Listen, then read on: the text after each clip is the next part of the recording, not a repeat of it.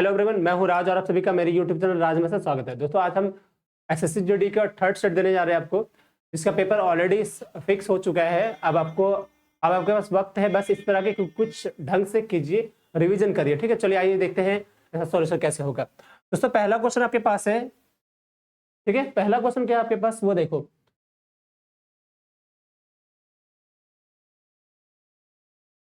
तो पहला क्वेश्चन हमारे पास है, वो क्या कह रहा है कि चार संख्या 7, 8, 9, 10 अनुपात में इन संख्या का योग 68 है। तो पहली और चौथी संख्या का सम बताना, योग बताना। ठीक है, चलिए चार संख्या कुछ है 7, 8, 9 और 10, राइट। इसको हम जोड़ते तो कितना हो जाएगा, 8, 7, 15, 9, 24, 10, 14 यानी 34 हो जाएगा। ठीक है, अब x मान सकते हैं, कुछ भी कर इससे कोई फर्क नहीं पड़ेगा। तो 34 की वैल्यू कितना 68 है, यानी अगर मैंने इसको x माना ऐसे कि 7x, 8x, 9x, 10x, तो 34x की वैल्यू 68 हो जाएगा। तो x का वैल्यू कितना हो जाएगा, 2 हो जाएगा। ठीक है, पूछा पहली और चौथी, यानी पहली और चौथी यानी 10 और 17 की वैल्यू। तो 17x की वैल्यू 17 दूनी 34, यानी आंसर आपका कितना हो जाएगा 34। 17 दूनी 34, आंसर 34 हो गया। ठीक है, अगले क्वेश्चन पे, नेक्स्ट क्वेश्चन पे चलते हैं। और आप कमेंट जरूर करके बताएंगे कि आपको शिफ्ट कैसा लगता है, किस तरह से कोई दिक्कत है तो बताइएगा। ठीक है, चलिए देखते हैं आगे देखो, कह रहे हैं इसको सॉल्यूशन करना है, राइट। इसको कैसे करना है, देखो यहाँ पे 7 से काटोगे ना तो 19 सत्ती 9 से 63, 19 सत्ती 133, यानी इधर 19 आ जाएगा, प्लस ये 13 सत्ती 7 से कटेगा, 36 गुना 6 216, राइट। खत्म, इधर आ जाओ। 11 से करोगे तो 11 से एक बार में 9, 11 9 99 यानी 19, प्लस 16 6 96 यानी -6, प्लस 45 यानी 5 9 45, यानी ये होगा। इसको सॉल्व करिए, 19 7 26 और 26 में से 6 के कितना 20 बचेगा यहाँ पे, प्लस अच्छा 19 में से 15, 15 9 24 यानी आंसर, यानी कितना हो जाएगा हमारा 20 और 24 यानी 44, आंसर 44। कितना 9 में से 19 में से 6 क्या 13, 13 9 22, सॉरी यहाँ पे 22 हो रहा ना, 22 यानी यहाँ पे 42, आंसर 42। ठीक है, चलिए नेक्स्ट देखो, कह रहा है एक अंकित एक कुर्सी 25% की हानि पर बेचता है। यदि वह उसे 900 रुपये अधिक में बेचता तो इसे 5% का लाभ हो जाता। तो 40% लाभ प्राप्त करने के लिए कुर्सी का विक्रय मूल्य क्या होना चाहिए, समझिए इसको। पहले ना वो 25% की हानि पर बेचता है, यदि वह 900 अधिक में बेचता, मतलब समझिए अगर 100% उसकी वैल्यू है, ठीक है, कितनी वैल्यू 100% अगर उसकी वैल्यू है, तो कह रहा है पहले 25% हानि पर बेचता है, मतलब कि 25% अगर मान लो कोई आदमी है 100 रुपये उसकी वैल्यू है, 25% की हानि पर बेचता है, तो 25% का हानि मतलब क्या हुआ, 25% का हानि मतलब हुआ कि वो 85% बेचेगा, राइट। फिर कह रहा है यदि 900 रुपये अधिक ही बेचता, मतलब जितना यहाँ वैल्यू है उससे 900 रुपये अधिक करके बेचता है, तो उससे 5% लाभ हो जाता, मतलब जो हानि है वो बदल जाती है किससे, 5% लाभ पर, यानी 100 का 105 हो जाएगा, है ना। अब इसको समझिए, ये 85 से 105 हुआ, यानी हानि से लाभ हुआ, तो 85 यहाँ 15 है ना, सॉरी 25 यानी 75, ठीक है। यहाँ पे 25, इसको देखो आप 25% का लॉस हो रहा है, यानी 75 बेचेगा, तो 75 से 105 जाना मतलब 30%, और 30% कब हुआ, जब 900 रुपये हमने अधिक बेचा, तो 30% की वैल्यू कितनी हुआ भाई, 900 रुपये। ठीक है, आपसे क्या बोला गया है कि 40% प्रॉफिट पे बेचना है, हमें 40% लाभ कमाना है, तो 100 का कितना बेचोगे, 140 पे बेचोगे आप, ठीक है। 140% की वैल्यू आपको निकालनी है, 30 से कटेगा ये खत्म, और 3 3 9 यानी 30 बार में, तो आपको यहाँ कर दो, कितना हो जाएगा 30 गुना 140, 14 दिया 42, और यहाँ पे 4200, आंसर आपका कितना 42, कितना आंसर है 42। ठीक है, चलिए आगे देखते हैं।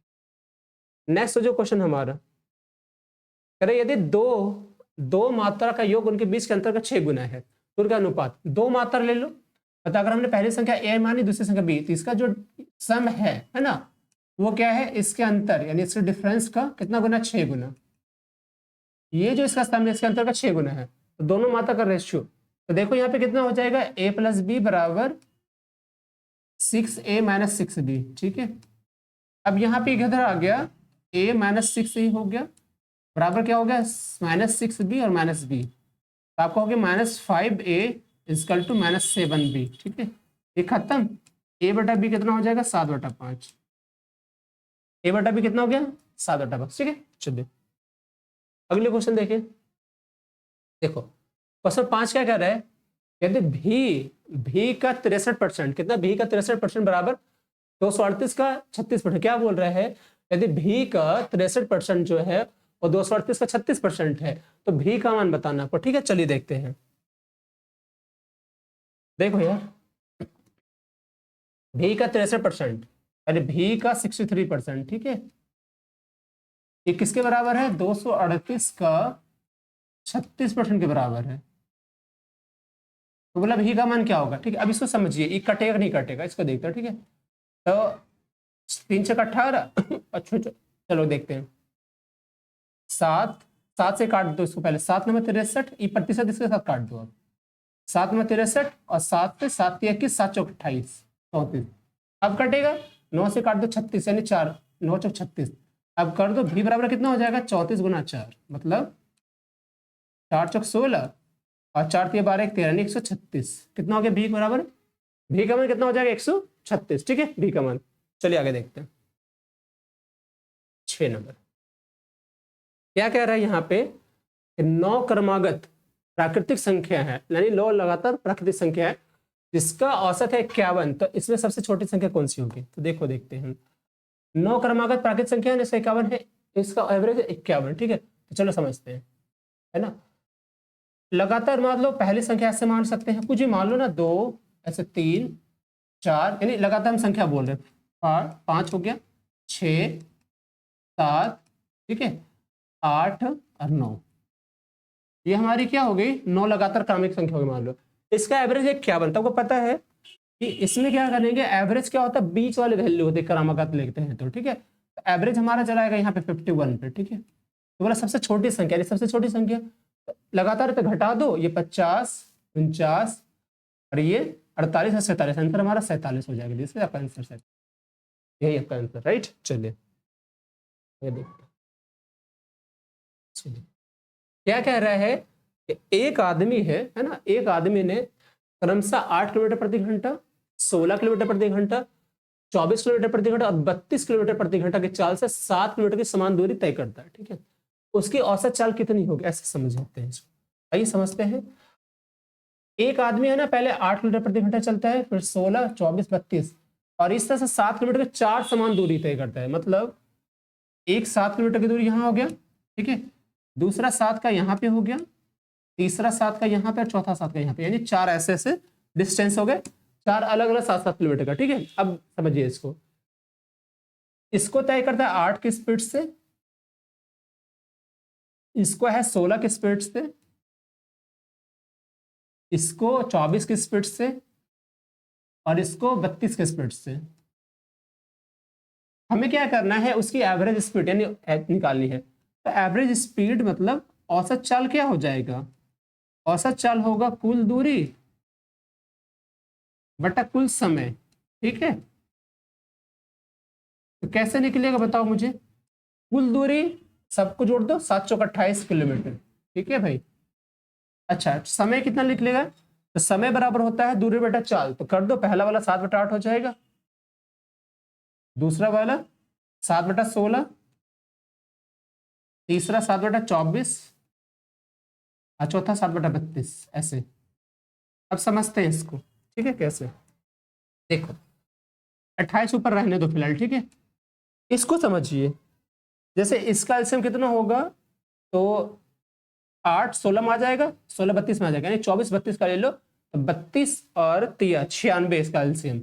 अगर 96 इसका एलसीएम होता है तो 8 से कितना कटा है, 8 से 12 96, है ना। एक काम करते 7 सब जगह कॉमन रख लेते हैं, यहाँ से रख लो। अब यहाँ कितना है, 8 से 12 तो 12 96 यहाँ पे। ठीक है, 16 से 16 छक 96, यहाँ से 24 24 चौक 96 और 32 3 96, ऐसे कुछ आगे। अब काटो इसको, कैसे काटोगे, तो आपका देखो सबसे पहले 7 से कट गया 4 बनेगा। ठीक है, ऊपर आ गया है 4 गुना 96 ऐसे, और नीचे 12 6 18 4 22 और 3, 12 6 18 4 22 3 25, यानी 25 आ गया। तो कितना आंसर होगा, 9 चौक 6 चौक 24, 2 बच रहा है, 9 चौक 36 37 38, 384/25 इसका आंसर, 384/25, यानी आंसर आपका 384/25 इसका आंसर। ठीक है, चलिए आगे देखें। इसको देखो क्या बोल रहे हैं, कह रहा है कि दो संख्या है जिनका गुणनफल कितना दिया हुआ 4107, इन संख्या का महत्तम यानी HCF 37 से बड़ी संख्या बतानी है। चलिए समझते हैं।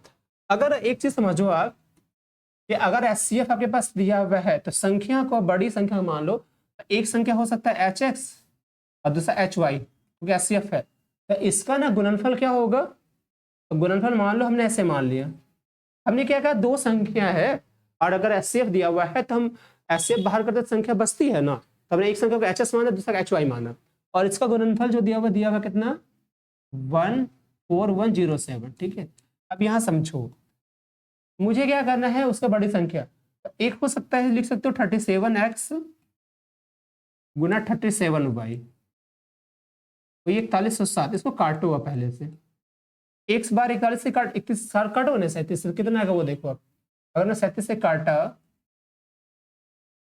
तो कितना आ जाएगा भाई, एक बार में 37, यहाँ पे 4 है फिर ले लो तो फिर से आएगा 37, यानी बचा 3 फिर 37, यानी कटा 111, एक बार तो ये कटा 111 बार में। ठीक है, फिर से काटोगे तो फिर से कटा 3 बार में, यानी x गुना y के वैल्यू होगा 3। अब इसको कैसे तोड़ सकते हो आप, 3 तो टूटेगा नहीं भाई, इसको 3 गुना 1 में तोड़ोगे ना और तो टूटेगा नहीं। तो बड़ी संख्या क्या हो सकती है, एक हम यहां से मान सकते हैं क्या कि x बराबर 3 और y 1, तो हम कह सकते हैं ये अगर 3 होता है तो ये हो जाएगा बड़ी संख्या 37 गुना 3 111, और दूसरी संख्या छोटी संख्या जो होगी 37 गुना 1 यानी सिर्फ 37, ये तो बड़ी संख्या आपका कितना होगा 111। ठीक है, चलिए आगे बढ़े, आगे देखो, एक वस्तु है जिसको 2352 में बेचने पर, एक वस्तु जिसको 2352 में बेचने पर एक व्यक्ति को 752 का लाभ होता है, तो लाभ परसेंट देखो 2352 में बेचते हैं यानी विक्रय मूल्य हमारा 2352 रुपया। ठीक है, बेचने पर कितना का प्रॉफिट हो रहा है 752 का, तो क्रय मूल्य कितना हुआ, ये खत्म हो गया 0 0 7 6 13 और ये 1600। ठीक है, क्रय मूल्य किस पे प्रॉफिट पूछा आपसे, तो प्रॉफिट हो गया 752 का और किस पे 1600 पे क्रय मूल्य पे, और गुना 100%, तो काट दो यहां से खत्म, 16 से 16 चक 64 हो गया है ना, और कितना आएगा यहाँ पे 64 कटाओगे तो आएगा 11 यानी 112, 16 7 112 यानी कितना परसेंट 47% का प्रॉफिट, कितना है दोस्तों 47% का यहाँ पे क्या है प्रॉफिट है। ठीक है, चलिए आगे देखते हैं, इसको देखो आप, कह रहा है कि वह सबसे छोटा पूर्ण वर्ग क्या है जो 12 और 5 दोनों से विभाज्य है। ठीक है, तो समझते हैं छोटा पूर्ण वर्ग। अच्छा पहले सोचो पूर्ण वर्ग यहाँ है क्या, तो ये भी 2500 पूर्ण वर्ग है, 25 50 का, ये 70 का, ये 60 का और ये 30 का, सबके सब है, तो कह रहा है छोटा वर्ग लेना है। अब देखो 12 5 से कटना चाहिए, पहले ये सोचो ये कटेगा नहीं कटेगा, देखो 12 से भी कट रहा है 5 से भी कट रहा है, तो हमें कुछ नहीं करना ज्यादा, आपसे पूछा छोटा वर्ग चाहिए जो सबसे कटे, तो 912 से भी कट रहा है और 5 से भी कट रहा है और वो अपने आप में एक वर्ग है ही 30 का, आंसर आपका वही हो जाएगा। ठीक है, चलिए अगर देखें इसको, देखो 11 का क्या बोल रहा है यहाँ पे, इस क्वेश्चन में कह रहा है कि सी और डी एक काम को 40 दिन में पूरा कर सकते हैं, सी डी से 40% अधिक कुशल है, तो सी अकेले उस काम को कितना दिन में करेगा। ठीक है, ऐसा समझिए, देखो सी और डी है मान लो है ना, और हम समझते हैं इस बात को राइट, पहले ये समझो कि सी डी की क्षमता कितनी है, तो सी डी से 40% अधिक है, यानी 40% अगर लेते हो तो वो 2/5 आएगा, अधिक कौन है सी है डी से, तो अगर डी की क्षमता 5 है तो सी का हो जाएगा 7, राइट, दोनों मिलकर अगर लेते हो तो सी प्लस डी कितना हो जाएगा क्षमता 7 5 12, अब दोनों मिलकर काम करने में लगता है 40 दिन लेता है दोनों का, कितना 40 डेज ना, अगर इससे दोनों ने 40 दिन लिया तो टोटल वर्क कितना हो गया 12 चौक 48 यानी 480। ठीक है, पूछा आपसे सी कितना दिन में करेगा, तो सी का क्षमता कितना है 7 और टोटल वर्क है 480, आंसर कितना होगा 480/7। ठीक है, चलिए आगे देखा जाए, इसको देखो नेक्स्ट क्वेश्चन हमारा क्या है, ये है किसी धनराशि पर 2 वर्ष के लिए 50% वार्षिक की दर से चक्रवृद्धि ब्याज और साधारण ब्याज के बीच का अंतर 72 चतुराशी ज्ञात करनी है। ठीक है, देखो 2 वर्ष क्या बोल रहे हैं 2 वर्ष के लिए 50% प्रति वार्षिक दर से चक्रवृद्धि और साधारण ब्याज के बीच का डिफरेंस 7283। 2 साल का डिफरेंस के लिए क्या करते हैं पता है, D2 लिखोगे और ये लिखोगे PR² बाई 100 गुना 100। अब क्या होगा देखो, D2 कितना है, तो आपका D2 दिया हुआ 7200। P हमें निकालनी है, R कितना है 50%। यहां से काट दो आप, कितना से कटेगा भाई, 100 है ना, 100 गुना 100। तो काट दो यहाँ से, ये बार कटेगा 2 बार में, ये भी जाएगा 2 बार में। तो 72 गुना 4 हुआ, तो 4 दूनी 8, 4 7 28। कितना हो गया, इस पर डबल जीरो लगा देना, 28,800। कितना आंसर है, 28,000 आंसर। ठीक है, चलिए आगे देखते हैं। ये 24 रुपए प्रति किलोग्राम मूल्य वाली 32 किलोग्राम चीनी को 31 रुपए प्रति किलोग्राम मूल्य वाली, है ना, 24 केजी चीनी के साथ मिलाया था, मिश्रण का मूल्य कितना होगा, ऐसे पूछ रहा है। आइए समझते हैं इसको। ठीक है, देखो 24 रुपए वाला 32 केजी है, इसकी वैल्यू इतनी हो जाएगी। अच्छा, 31 रुपए वाला 24 केजी है, इसकी वैल्यू टोटल इतनी हो गई। आपसे क्या पूछा, मिश्रण का मूल्य, तो मिश्रण में कितना केजी आया, 32 केजी और 24 केजी, यानी 32 + 24 से भाग कर दो, है ना। हम काट सकते हैं, इसको देखते हैं काट करके। अगर मान लो काटने की जरूरत है तो क्या कर सकते हैं, सोचो आप। जैसे इसको लिखते हैं 4 2 6 और 3 2 5 56, तो क्या कट सकता है क्या, वो सोचिए। जैसे अगर मैंने इसको 8 से काटा तो 8 × 56, और यहाँ पे 8 कॉमन लोगे तो यही भी कट जाएगा, 8 × 24 और 8 × 24 यहाँ पे भी कट गया। और भी चीज हमारे पास सॉल्यूशन था, मतलब इसको दूसरे तरीके से काट सकते हैं, कैसे वो भी आपको बताते हैं, देखो ताकि आप इसको समझो। हम ना इसको रहने देते हैं, ऐसे काटते हैं। देखो जैसे 24 गुना 32 हुआ, अब प्लस 21 गुना 24 ऐसे मान लो, और बट्टा क्या करते हैं हम, आपका कितने से भाग देना है, 32 + 24। ठीक है भाई, अब इसको सॉल्व करो आप, कितना हो जाएगा। तो देखो 24 दोनों में कॉमन है, रख लो, ऊपर क्या बचा, 32 + 31। ठीक है, और नीचे से जोड़ो, 4 2 6, ये 56। अब कैसे काटोगे, 8 × 24, 8 7 56। ठीक है, ऐसे आ गया। अब इधर देखो, ये कितना हो रहा है, तो 3 और 3 6 है ना, तो 7 9 63, आंसर 9 × 27, कितना आएगा, 27 वैल्यू, यानी एवरेज वैल्यू इसका कितना, 27 है ना। जो मिश्रण आएगा, मिश्रण का मूल्य आएगा 27 रुपये। ठीक है, मिश्रण का मूल्य कितना आएगा, 27 रुपया। यहाँ से ढक जा रहा हूँ, कितना है, 27। ठीक है, चलो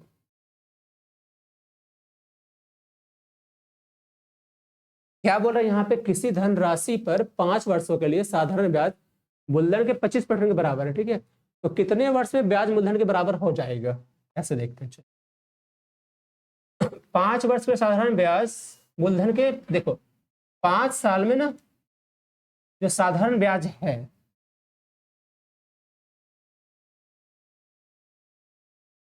ठीक है, ये मूलधन के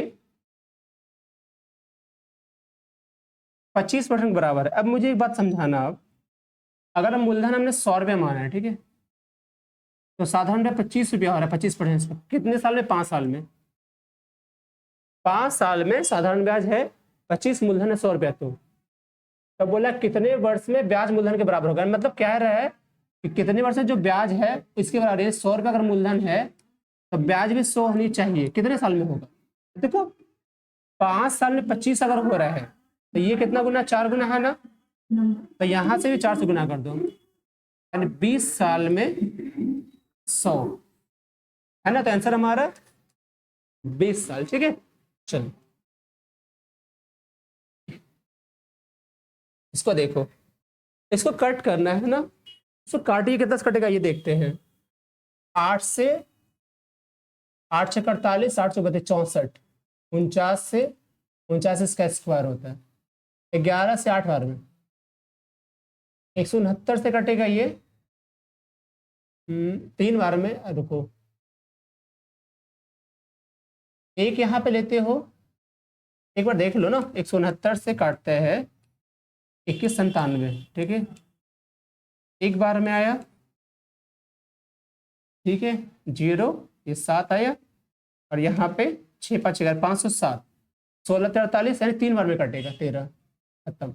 अब कितना बचा? 64, यहाँ पे है 49 माइनस 8 प्लस 13, ठीक है, सॉल्व करो इसको। 64 गुना कितना बचा यहाँ पे? 41 प्लस 13, ठीक है, इसको गुना कर दीजिए, कितना होगा इसको, तो कितना हो रहा है ये? 64 गुना 41 करोगे आप, 4 4 चौक 16, 6 22, 2 बच रहे, 6 चौक 24, 25 26, 26 24 प्लस 13, तो 26 39, 4 3 7, 26 37, ठीक है, 26 37, ठीक है। चलिए आगे देखते हैं, इसको देखो। यदि एक वस्तु है कि अंकित मूल्य और विक्रय मूल्य का अनुपात 3:2 है तो छूट %। देखो, अंकित मूल्य है 3, विक्रय मूल्य है 2, छूट कितना मिला? 1 का। किस पे मिला है? अंकित मूल्य पर 3, यानी गुना 100%। हमारा आंसर 33.3/3%, ठीक है। चलिए इसको देखो। एक घनाकार कमरे में रखी जा सकने वाली सबसे लंबी छड़ की लंबाई इतना है, तो घन का आयतन पूछ रहा है।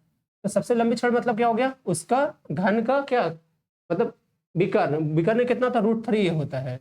√3 का वैल्यू जो दिया हुआ 50√3 है, ठीक है, यहां से कट गया। इसका आयतन पूछा था। आयतन क्या होता है? भुजा क्यूब होता है, तो 50 का क्यूब निकाल दो। 5 25 25 25 पे 125, 125 पे कितना? 0 3 0 3 0, ठीक है, दिस आंसर, ठीक है। चलिए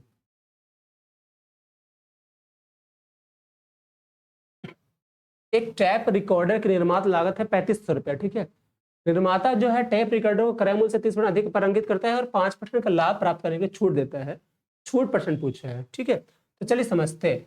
मतलब इसका ना टैप रिकॉर्ड का निर्माण लागत पहले देखते कितना हो रहा है। तो निर्माण लागत कितना है इसका? 3500 रुपया, ठीक है। और फिर क्रय मूल्य से अधिक अंकित करता है ये, मतलब इसका MRP फिक्स किया जाता है कितना? इसका 30% अधिक। इसका 30% कितना हुआ? इसका 30% कितना होगा सोचो। 3 पंजे 15, 1 3 3 9 1 10, 105 है ना, और ये 1 0 1050, इसका 30%। इसको जोड़ दिए, कितना हो जाएगा? 4550 रुपया, यानी इतना।